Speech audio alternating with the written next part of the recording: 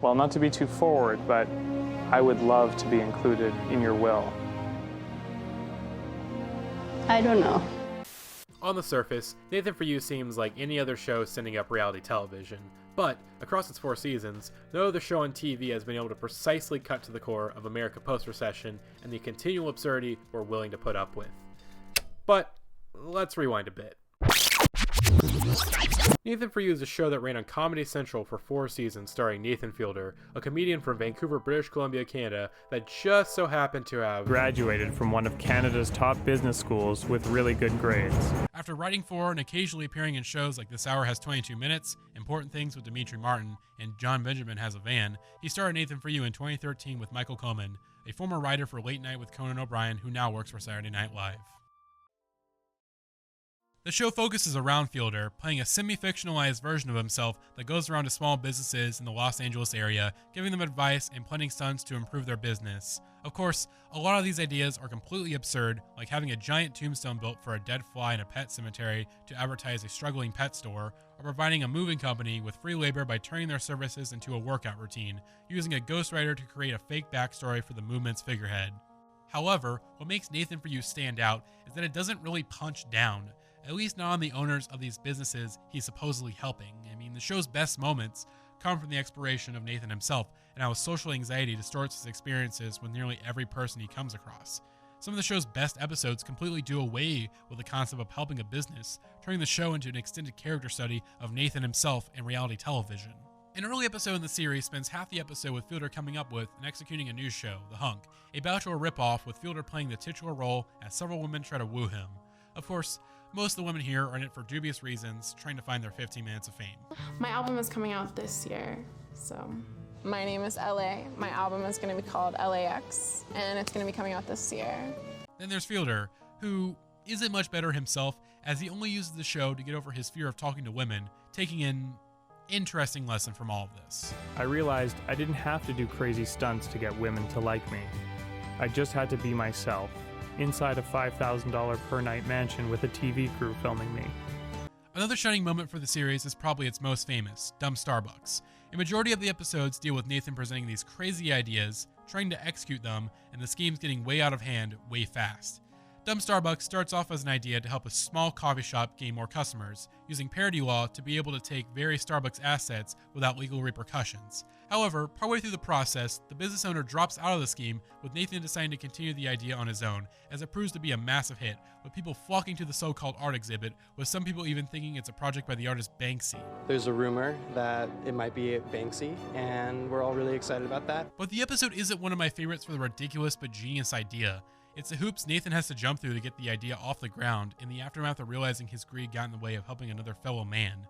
I mean, I think Nathan himself puts it pretty plainly. And in that moment, I realized that in building Dumb Starbucks, I became someone that I never wanted to be. I began all this trying to help a struggling coffee shop gain recognition. And in my scramble to make things work, I put myself before my fellow man, time and time again. In the end, I got everything I could have ever dreamed of. But what does success mean if the road that got you there is paved with broken hearts? They say that the devil is an artist, and if that's so, then maybe I was his greatest piece yet. Nathan's greed in this episode compares greatly to one of the show's biggest inspirations, the subprime mortgage crisis in 2007. Talking with the LA Times in 2015, Fielder stated that, "I was really obsessed when the mortgage crisis happened and how it came down to these personal moments between people where someone senses something's wrong, but they don't want to speak up." Whether he's helping a realtor improve her business by guaranteeing her homes are ghost-free with the help of a medium and an exorcist, or helping a Bill Gates impersonator find his long-lost love, Nathan For You deals with this feeling on a small scale, presenting and executing these absurd ideas and seeing how far these people are willing to go with them. In that same LA Times piece, Fielder said that people don't want to rock the boat. You don't want to say anything, and you can justify it to yourself by saying, "Oh, it's nothing that big," but the longer you don't say anything, the deeper you get. It's hard to read a quote like that and not think of our current political situation with an, at best, insanely weird man as president who says something ridiculous every day or presents himself in some new bizarre manner each time a camera rolls on him. Very nice.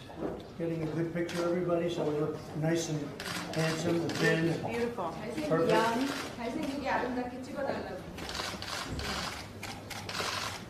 Or there's the issue of climate change, whose threat level rises as the days go on with no real actions being taken to fight it. I mean, it's hard to blame some Americans for becoming so jaded after the recession, as when all the banks that caused the crisis were bailed out and only one person of many responsible went to jail, I mean, it makes you ask, what's the point? Well, in the words of Nathan Fielder on the show, But the one thing I knew is that when big corporations try to mess with regular people like us, we don't have to take it lying down. Fielder walks an incredibly delicate line with his show. I mean, this is something he's addressed, as to paraphrase a quote from him when I saw a Q&A/screening of the episode Finding Francis at the True False Film Fest this year, he said to purposely cut out certain moments and remarks that these business owners make that would distort your perspective of them in a negative way. The butt of the joke a lot of the times is Nathan himself, as while I do believe his character genuinely wants to help these people out, he's simply too delusional to realize that none of his ideas will actually sustain these businesses in the long term. I mean, it's like that one Sailor Moon meme where Tuxedo Mask congratulates himself on a job well done while dramatically exiting before anyone can tell him they didn't actually do anything.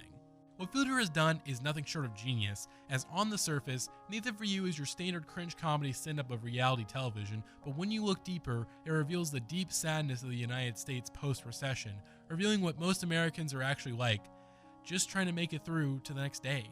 And because of this mode Americans have found ourselves in, we don't realize how deep we are into the absurdity until the worst strikes again, repeating a cycle that can only rotate so long. But Nathan offers an alternative for this mode. He wants to give the people on his show an unforgettable experience, even if it's only short-lived.